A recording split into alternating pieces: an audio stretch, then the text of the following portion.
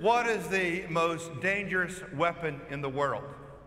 This weapon can annihilate, it can obliterate, it can destroy, it can rip a person's heart out, it can cut a person in half. What is the name of that powerful, dangerous weapon? Yep, someone just said it right over here. It is this weapon right here, the tongue. If the tongue is used in a bad way, the tongue can cause a lot of tragedy and a lot of difficulty. Now, surprisingly enough, the Greek word for the word tongue is the word glossa, which is the root word for the word glossary, the dictionary. Every one of us share a common dictionary, but we all have certain words that become our personal dictionary, words that are endemic to each one of us, words that we like to use often. And sometimes those words we like to use often can be cruel and cunning. Now, it turns out to be that Catholic University in Washington, D.C. and Howard University over in Denver, both of these schools were doing a study on marriage, independent of one another. And they were doing a study trying to determine what is the main reason for the breakup and destruction of many marriages. And although this research was independent of one another, they came up with the exact same conclusion. They said in marriages in which the husband and wife hurl put-downs at each other, comments that are negative, and always saying something mean to the other person, that is a marriage that probably will not last. Especially if they use put-downs hurled at each other in front of other people. That is destructive, that is hurts, and that is using your tongue in a very negative way.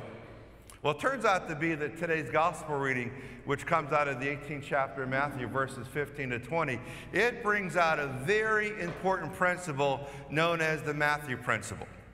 Now, when you read books on how to avoid conflict and conflict resolution, if that book was authored by a Christian, they're definitely going to mention the Matthew principle.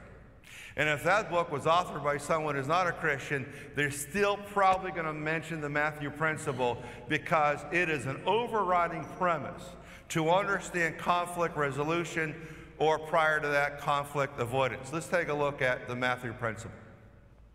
The Matthew principle, again, coming out of the 18th chapter of Matthew, verse 15. Now, I read verse 15 to 18, but the Matthew principle is just verse 15 out of the 18th chapter. Let's take a look at it. Jesus said to his disciples, if your brother sins against you, go and tell him his fault between you and him alone. Now, when they use the word brother, they're using it in a broad sense. They're not just saying the only person you have to worry about in this world is your blood brother. You don't have to worry about your sister, or your cousin, or family member, or some other friend.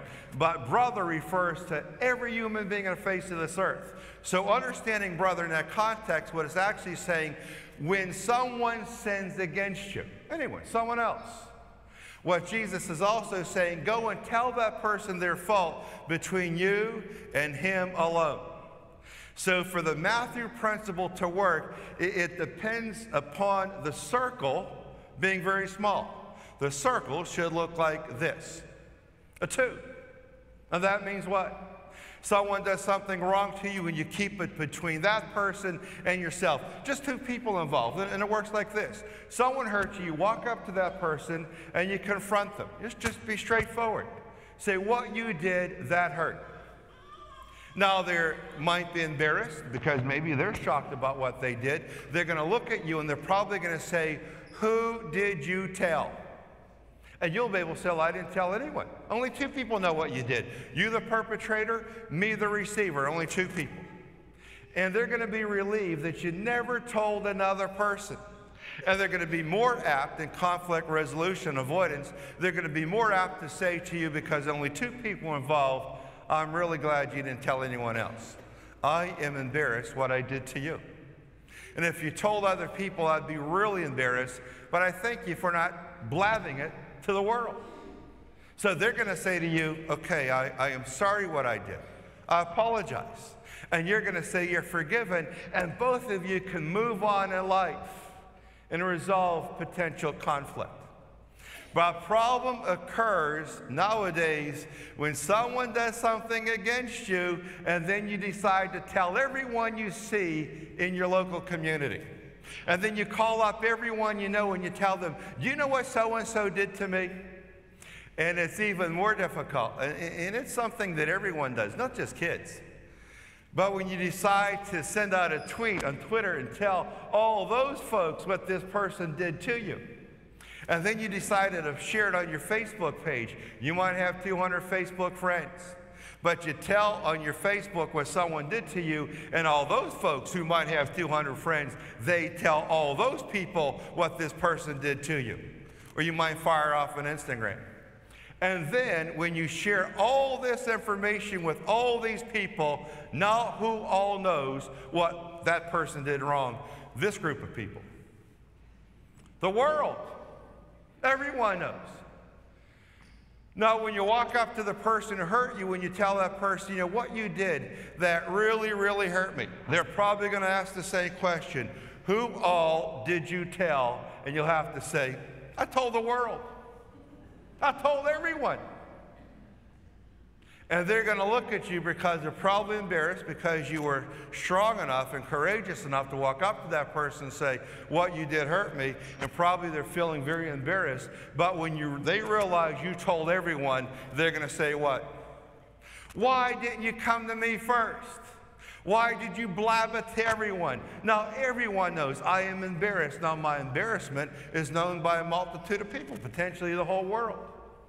And then they're going to say to you, I can't apologize. Because what you did to me by telling all these people, you have now hurt me more than I hurt you initially. And so the rift, the division, the conflict, it just continues. Now you got to go back on your Facebook page and call everyone up to try to get correction going. I really didn't mean to say that. I really didn't mean to say this. And it just continues and continues and continues.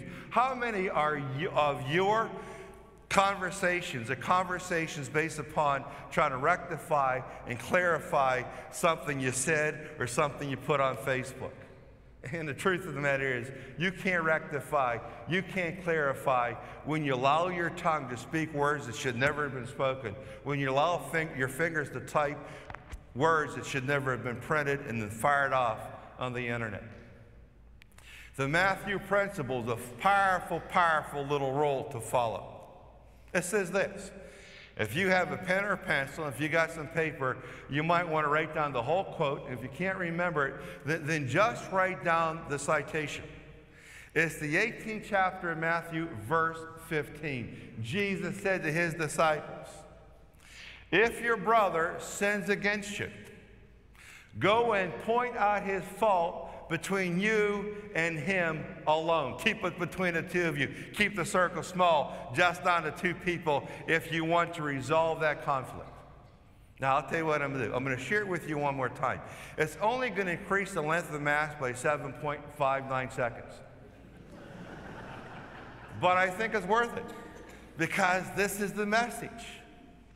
And if you have violated the Matthew principle that I've been talking about now for a couple of minutes, if you've ever violated that Matthew principle, and maybe there's a chance some of you did, you're going to say to yourself, I know the mistake I made. I decided to share this with just too many people. That was my mistake. And so now the rift, the conflict, the division, it will last forever. The Matthew principle, 18th chapter, verse 15. If your brother sins against you, go and tell him his fault, but keep it between you and him alone.